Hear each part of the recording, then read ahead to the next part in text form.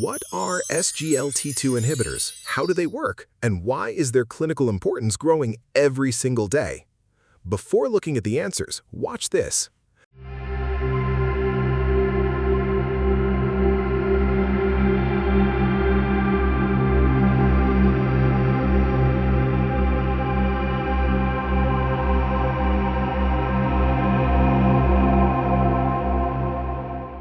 Many people with diabetes do not know that an ideal anti-diabetic drug should not only provide hypoglycemic effects, but also reduce mortality associated with diabetes. SGLT2 inhibitors are a class of oral medications, provide medical care across three major areas. 1. Glycemic control. They improve blood sugar levels in adults with type 2 diabetes alongside diet and exercise. Few of them are also approved for pediatric patients aged 10 years and older. 2. Cardiovascular protection.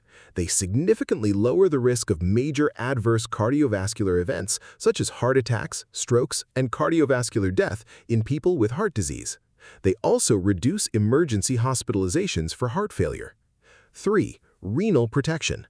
They preserve kidney function, slow the progression of chronic kidney disease, and lower the risk of end-stage kidney disease and the future need for dialysis. How do they work? SGLT2 inhibitors target the filtering structures of the kidneys to block reabsorption of sugar and salt back into the blood. This inhibition benefits in three ways. 1. Lower blood sugar. The blockade forces excess glucose and sodium to be excreted from the body through the urine. 2. Reducing the heart's workload. Clearing excess fluid and salt lowers blood pressure and reduces load on the heart. 3. Lowering pressure in the kidney to protect them from damage. These medicines are taken orally once daily, typically in the morning. Canagliflozin must be taken strictly before the first meal of the day, whereas all other agents, such as dapagliflozin or empagliflozin, can be taken with or without food. Missed doses. Patients should take the missed dose as soon as remembered. However, if the next scheduled dose is 6 hours or fewer away, the missed dose should be skipped. Doses must never be doubled. How drugs affect each other.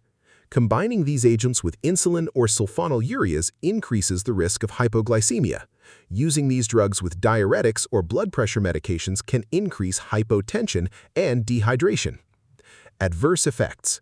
Increased urinary frequency, mild dizziness, genital mycotic or yeast infections, serious urinary tract infections. A rare but serious emergency can happen called euglycemic diabetic ketoacidosis, even when blood sugar levels appear normal.